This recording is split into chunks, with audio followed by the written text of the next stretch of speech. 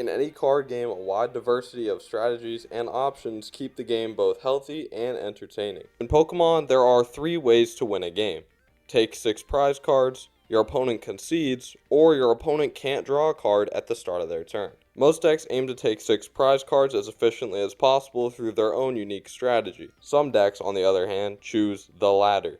Who needs to take 6 prize cards if there's a way to win without taking any? In the game today, the main deck that uses this win condition is the most hated deck in the game, and one of the most hated decks of all time. It's so hated that even the Pokemon tournament live stream for regional and international events is reluctant to show off the deck to the fans because fans don't like it, because nobody wants to watch it. Yet it has success at tournaments that proves its prowess as a top deck in the game. The thing is, if you want to beat this deck, you can. Straight up. It's not overpowered, broken, or anything like that. If you want to beat this deck, you are able to with a few simple choices. But what if I told you that was the whole reason this deck is good in the first place? The deck in question, I'm sure you figured it out by now, is Snorlax Stall. So let's talk about it. Before we start the video, I want to apologize. There was a part of my video about pack weighing, and it was just a huge mistake. I made a comment about the scale that was used for weighing packs. I just shouldn't have. Honestly, I'm sorry to anyone who saw that. I've edited it out of the video. It was honestly stupid, didn't relate to the story in any way, and I'm very thankful for you guys who commented under the video about it for providing the perspective of the comment, because it was just stupid. Honestly, I'll learn from this, do my best in the future, not make baseless stretches like that. Thank you so much for providing the feedback. That is, in my opinion, the best part of YouTube comments is looking at criticism, and you guys did a great job at providing it, and it was entirely valid. I really appreciate it. Anyways, back to the video. Now, I am an avid Snorlax player myself. As someone who has played the deck a lot and has seen firsthand the tournament success possible with this deck, just know that I know all too well the counterplay to Snorlax. Let's start with a very simple breakdown of the deck. Snorlax from the Pokemon Go set has the block ability, making it so your opponent's active Pokemon can't retreat. With a board of entirely Snorlax in play, you can essentially make sure whatever is in your opponent's active Pokemon cannot retreat for the rest of the game. So, what makes this good? Well, it just so happens that most of the best decks in the game play some or maybe just one Pokemon that either can't attack in their specific deck, like Rotom V in Charizard decks or Kyurem in Regidrago, or it has an attack that does no damage, or if it does some damage, it does barely any. Examples of attacks that do no damage are Jirachi or Cleffa, and examples of attacks that do minimal damage are Squawkabilly EX and Manaphy. This means if you are somehow able to get one of these Pokemon onto your opponent's bench and switch it into the active spot, you could stall until your opponent decked out. But it just isn't that simple. If your opponent doesn't put one of these Pokemon onto the bench voluntarily and isn't forced to start it by chance, how do you get it into play? Well, there are some cards that feel like they were made just for Snorlax. Echoing Horn lets you put a Pokemon from your opponent's discard pile onto their bench. So if your opponent were to discard a liability, it could be brought back with either Echoing Horn or Mantine from Astral Radiance, which has seen play since Echoing Horn rotated out. Once Echoing Horn rotated, Mantine became a basically must-have in Snorlax decks, at least until the release of Accompanying Flute and Twilight Masquerade. You reveal the top 5 cards of your opponent's deck, and you can bench any number of basic Pokemon you find there. And, with the supporter Erica's Invitation from 151, you can also grab Pokemon from the hand as well. So, your opponent's Pokemon aren't safe in the deck due to the Flute, hand due to Erica, or discard pile due to Mantine or Echoing Horn. So, how do you stop this? It's simple.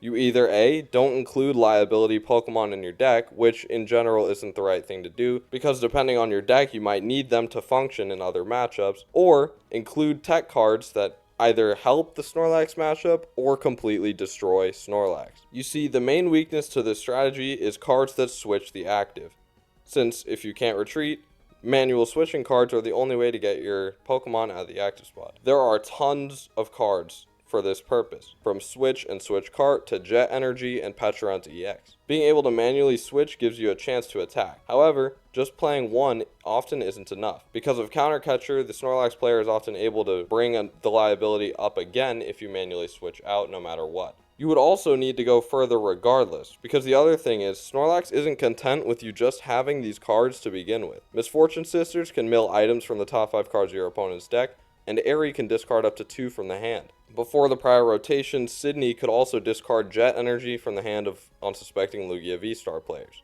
These cards all have one weakness, however. They can't get rid of supporter cards. Penny and Professor Turo's scenario have quickly become the best Snorlax tech options for most decks. There are some for other decks that we'll get into later. Not only can they have some utility in other matchups, but they can remove a liability from play, give you an attack, and get that liability off the field temporarily.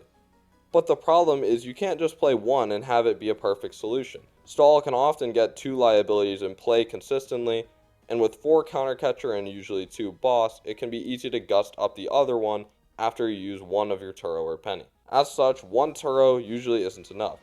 Decks like Gardevoir EX at least play one, and decks like Charizard play one and a Palpad to recycle it, plus Thornton, which can situationally get rid of a liability. The thing is, it can be hard to include item-based switching cards because of Airy and Misfortune Sisters. Canceling Cologne can turn off Snorlax's ability and let you retreat manually. Palpad can recycle supporters like Turo or Penny or Thornton, and normal switching cards can be subjective to Misfortune Mill. Canceling Cologne is something we should talk about though, because it's not only a good tech against Snorlax, the actual card, but also its backup. Mimikyu and Cornerstone Mask Ogerpon EX are cards in almost every Snorlax deck, and if you can't lose to Stall, you might lose to Wall. Okay, that was cringe, please don't leave. Now is probably a good time to look at other counterplay. With the rotation of Sydney, Jet Energy became an unmillable switch card against Stall, and decks like Lugia V-Star and Snorlax EX often play 4 of them. Pecharunt EX lets you switch a bench Dark Pokemon to the active spot once during your turn, which can completely get around the block ability every single turn.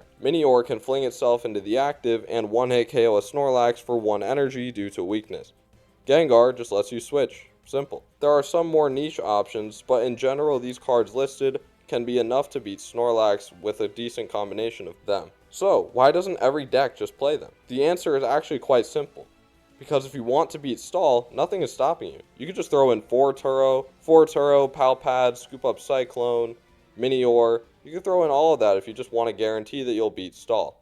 If you're a dark type deck, just include 1, maybe even 2 Pecharunt EX, and you should be fine. So, why don't these players just put in a ton of different Snorlax counters to beat it? The thing is, Snorlax isn't actually that popular of a deck for major tournaments. It usually floats between 2 and 5% meta share at most events. So if you're dedicating 3 or 4 cards of your precious 60 card deck just to beat Snorlax, then what do those cards do in literally any other matchup? What use is Minior against Regidrago? Pecharunt EX has some utility outside of the Snorlax matchup, but it can become a liability against most attacking decks because of its low HP. Turo is usually a good utility card in other matchups, but can a deck like Regidrago really take advantage of Turo enough to warrant using it? These questions are all ones you need to ask before the event. If you want to beat Stall, go for it. Beat Stall, tech for it. But if you want to win most of your games against every other matchup, it usually becomes just slightly more difficult if 1/15 of your deck is useless against the rest of the field. And that's honestly the answer. If you want to guarantee the beat Stall, it comes at the cost of making your deck more clunky, less consistent, and generally less useful against other decks. What's the point in allocating more resources to a deck that you could easily never play at a tournament? It comes down to the player at the end of the day though. The power is in your hands, and if you want to, you can take the power out of the most hated deck in the game. But if you take it, it often comes at the cost of some of your own. That is ultimately the lesson here, and why Snorlax is the most counterable meta deck in Pokemon history. Subscribing would be amazing. I really work hard to get these videos out every few days. Subscribing would mean a lot to me. Anyways, take care. Have a good one. Bye.